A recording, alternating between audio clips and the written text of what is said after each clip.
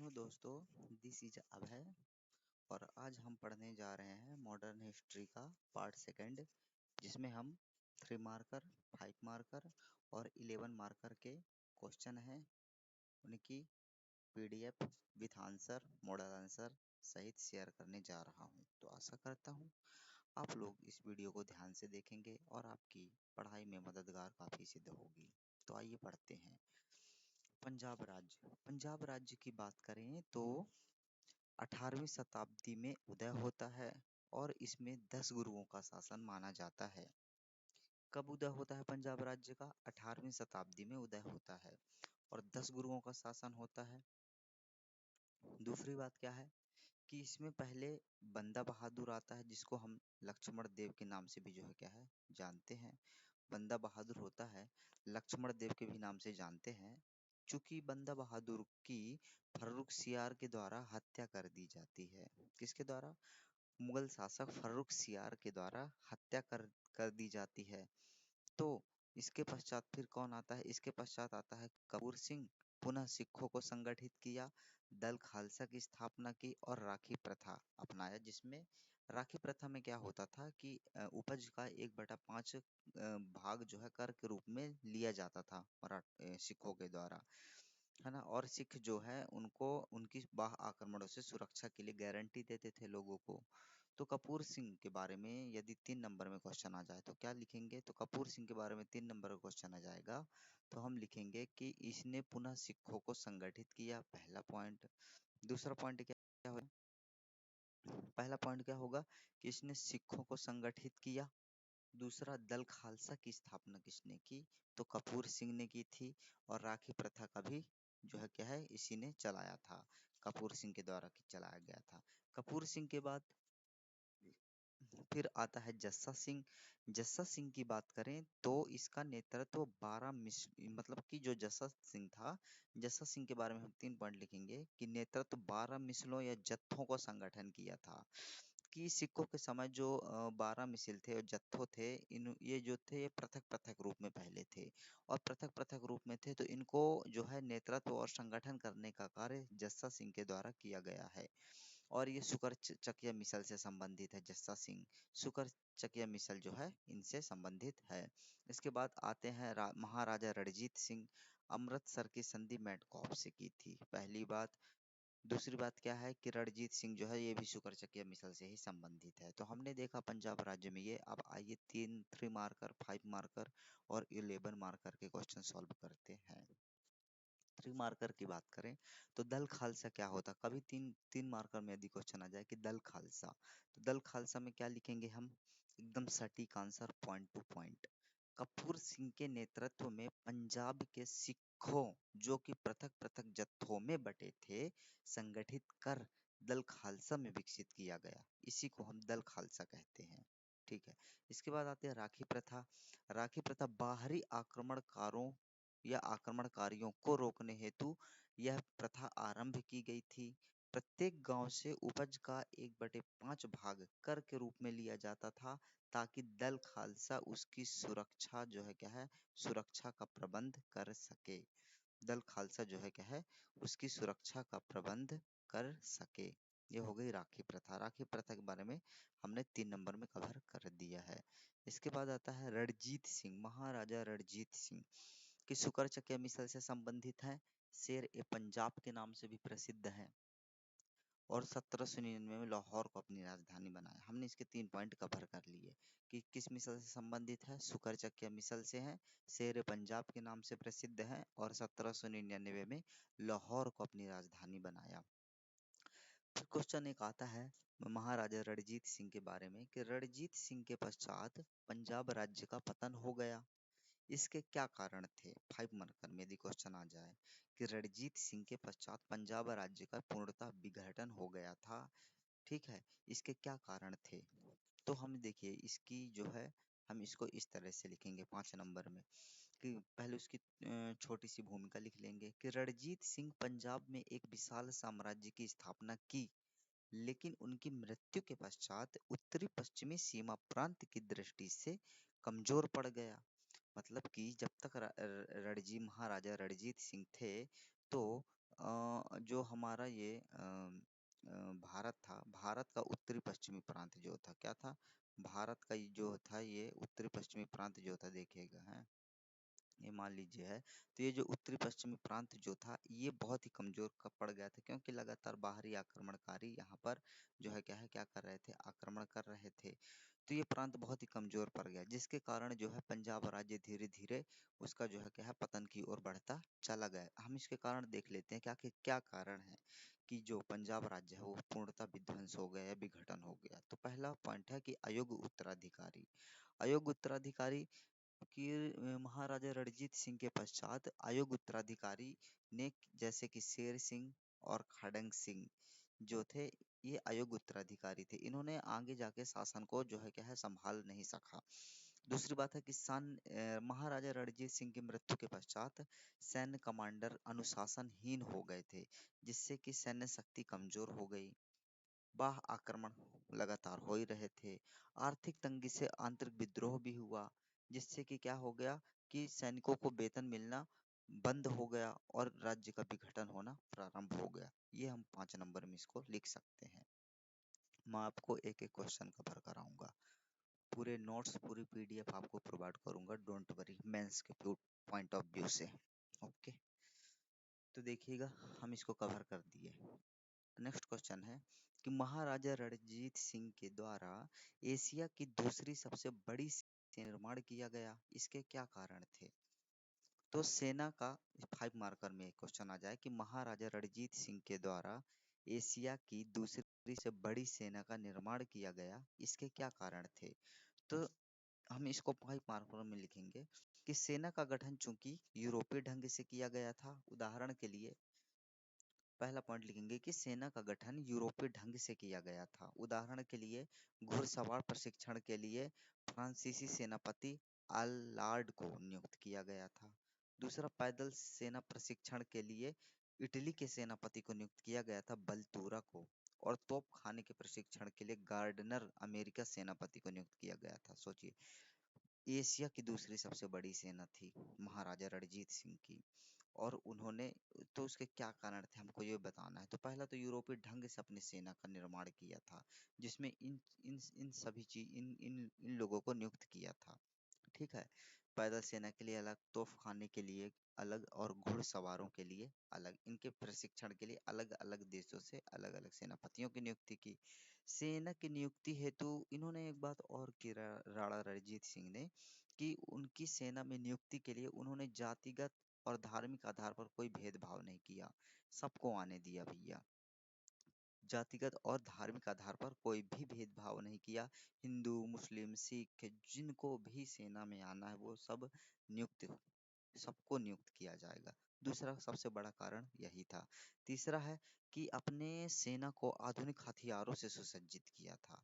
तीसरा पॉइंट है कि अपनी सेना को आधुनिक हथियारों से सुसज्जित किया था। चौथा पॉइंट है कि अंतरराष्ट्रीय पहचान के कारण, अंतरराष्ट्रीय पहचान के कारण इन द सेंस, चौथा पॉइंट में हम इसलिए इसको ऐड किए हैं क्योंकि अंतरराष्ट्रीय पहचान के कारण ही तो फ्रांसीसी सेनापति, इटली सेनापति, अमेरिका सेनापति जैसे महान सेनापति अलग अलग से घुड़सवार पैदल तोप खाने के लिए प्रशिक्षण प्राप्त हुआ। तो इनको क्या हुआ, अंतरराष्ट्रीय पहचान के कारण ही तो सेना का संगठन हेतु सहयोग प्राप्त हुआ था, इसलिए तो ये भी एक कारण हो गया, है ना। तो ये जो है हमने 4 पॉइंट कवर कर दिया। छोटा सा डायग्राम भी बना सकते हैं कि लाहौर राजधानी थी, पंजाब लाहौर, और ये जो है पूरा उत्तरी पश्चिमी एरिया एकदम इनके समय सुदृढ़ अवस्था में था, कोई ऐसी शक्ति नहीं थी जो कि इनको हरा सके। लेकिन फिर उनकी मृत्यु के पश्चात जो है सब काम खत्म हो गया। तो आते हैं 3 मार्कर में। 3 मार्कर की बात करें तो लाहौर की संधि। 3 मार्कर में लाहौर की संधि क्या कहेंगे। लाहौर की संधि में पहला पॉइंट है कि 1845 और 1846 में जो है लाहौर की संधि हुई थी। किसके किसके मध्य हुई थी, पंजाब राज्य बनाम अंग्रेजों के मध्य। दूसरी बात क्या है कि दिलीप सिंह को राजा नियुक्त किया गया था लाहौर की संधि में। और लाहौर की संधि जब अंग्रेजों और पंजाब राज्य के मध्य में हुई थी तो कहा गया था कि कि अंग्रेजों की सेना जो है पंजाब राज्य में तैनात रहेगी और जो सिख सैन्य संख्या है उसको कम कर दिया जाए। तो दूसरा पॉइंट ये हो गया कि सिख सैन्य संख्या कम की गई, दिलीप सिंह को राजा बनाया गया, और ये तो पंजाब राज्य और अंग्रेजों के मध्य हुई ही थी। ठीक है, फिर आती है भैरववाल की संधि। भैरववाल की संधि 22 दिसंबर 1946 को होती है। कब होती है? 22 दिसंबर 1946 को होती है भैरववाल की संधि। इसके अनुसार क्या किया गया? तो भैरववाल की संधि के अनुसार कि इसके अनुसार दिलीप सिंह के वयस्क होने तक ब्रिटिश सेना लाहौर में तैनात रहेगी। 3 मार्कर में हम लिखेंगे कि इसके अनुसार कि जब तक दिलीप सिंह वयस्क नहीं हो जाता उसके लिए, है ना, तब तक ब्रिटिश सेना लाहौर में रहेगी। तो इसका मुख्य उद्देश्य क्या था? हम यदि उद्देश्य स्पष्ट कर दिए तो हमको 3 में 3 नंबर मिल सकते हैं भैरववाल की संधि में। ठीक, तो सब में लिखना है उद्देश्य। तो उद्देश्य क्या था? कि लाहौर में पूर्णतः प्रशासनिक नियंत्रण करना, नियंत्रण स्थापित करना ही इसका मुख्य उद्देश्य था। इसलिए तो ये वाली शर्त रखी थी कि दिलीप सिंह के वयस्क होने तक ब्रिटिश सेना लाहौर में ही तैनात रहेगी।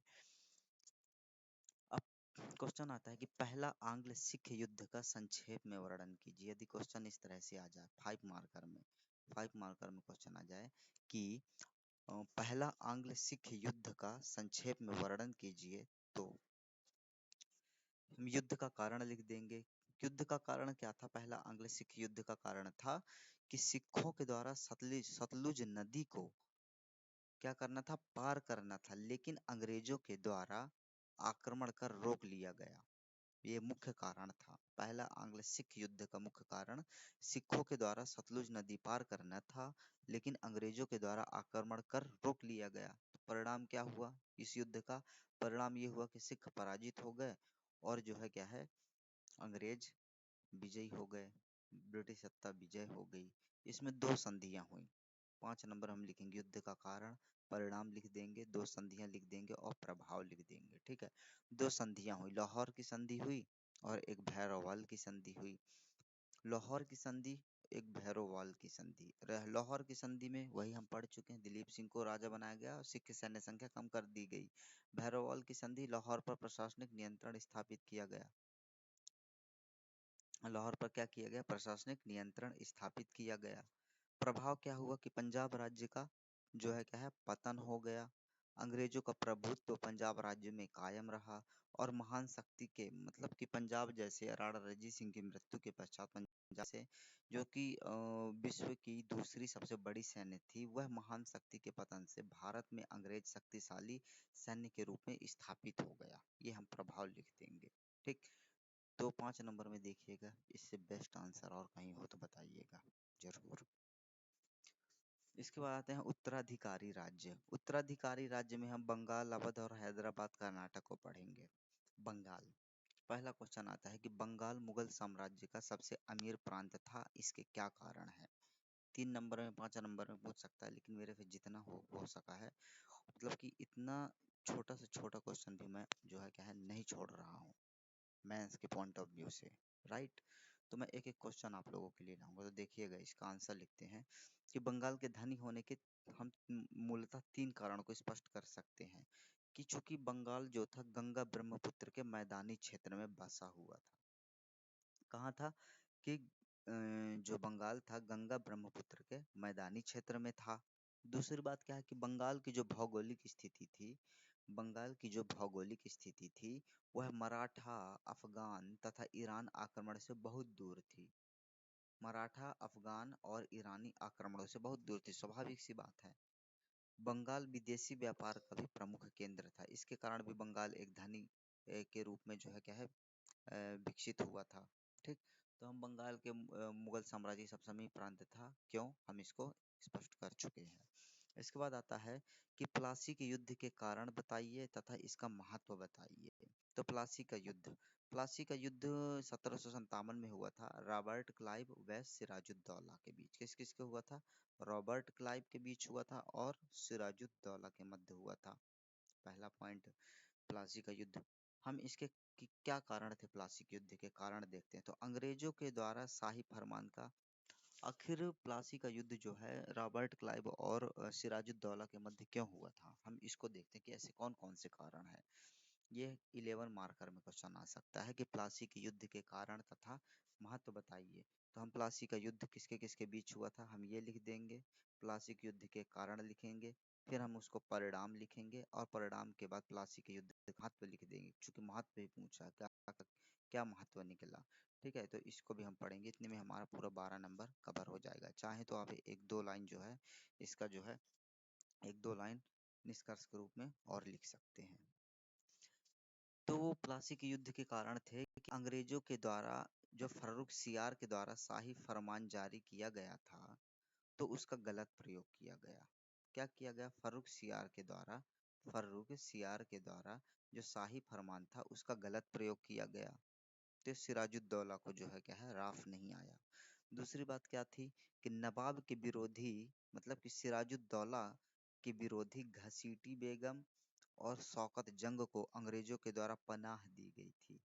ये भी सिराजुद्दौला का जो है क्या है उसके आदेश के विरुद्ध था। ये दूसरा कारण हो गया। तीसरा कारण क्या था कि कंपनी के द्वारा फोर्ट विलियम में, कि अंग्रेजी कंपनी के द्वारा फोर्ट विलियम की किलेबंदी की गई थी, वो भी नवाब के बिना आदेश के द्वारा। और नवाब ने इसको मना भी किया कि फोर्ट विलियम की किलेबंदी मत करो, तो उनके आदेश का उल्लंघन किया गया, ऊपर से पत्थर बरसाए गए। चौथी बात है कि कंपनी के अधिकारियों के द्वारा नवाब के आदेशों को ना मानना, ये भी एक कारण था कि नवाब के आदेशों को ना मानना, स्वाभाविक सी बात है।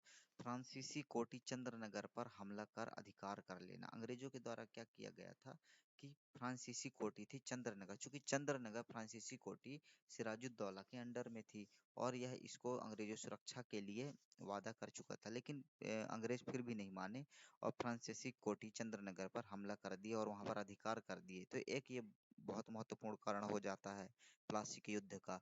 और दूसरी बात है कि काल कोठरी की घटना, काल कोठरी की घटना में सिराजुद्दौला ने है ना जिंदा जला दिया था पुलिस वालों को, याद होगा आपको। तो ये भी एक काल कोठरी की घटना भी है जो कि प्लासी के युद्ध का कारण बनती है। ठीक है, तो क्या क्या हो गया? प्लासी के युद्ध के कारण ये हो गए। परिणाम क्या हुआ कि ईस्ट इंडिया ने नवाब को पराजित कर दिया, सिराजुद्दौला को पराजित कर दिया ईस्ट इंडिया कंपनी, मतलब अंग्रेजों ने। प्लासी युद्ध का महत्व क्या है? आपकी कंपनी भारत में, ईस्ट इंडिया कंपनी भारत में अब राजनीतिक स्थिति, राजनीतिक शक्ति बनकर उभरी, पहला पॉइंट। दूसरा पॉइंट, अब कंपनी नव निर्माता की भूमिका निभाने लगी, अर्थात वो खुद राजा बनाने लगी और जिसका कंट्रोल करने की चाबी जो है अंग्रेजों के पास रहती थी, नाम मात्र के राजा बनाती थी मान लीजिए। अंग्रेजों की आर्थिक स्थिति मजबूत हो गई, सैन्य शक्ति में काफी इजाफा हुआ। अंग्रेजों ने भारत की राजनीति 200 साल तक तय कर दी। इसका महत्व ये हुआ कि अंग्रेजों ने भारत की राजनीतिक स्थिति जो थी लगभग लगभग 200 सालों तक तय कर दी, ये प्लासी के युद्ध के पश्चात। इसके पश्चात क्या हुआ कि जब सिराजुद्दौला हार गया तो बंगाल, बिहार, उड़ीसा की जमींदारी मुक्त व्यापार करने की अनुमति जो है क्या है अंग्रेजों को प्राप्त हो गई। तो ये हमारा 11 नंबर में जो है क्या है क्वेश्चन कवर हो गया, है ना। तो इसके बाद जो है क्या है अब नेक्स्ट क्लास हम नेक्स्ट वीडियो में पढ़ेंगे। तो दोस्तों, यदि आपको वीडियो पसंद आई हो तो कृपया लाइक शेयर जरूर करें। धन्यवाद।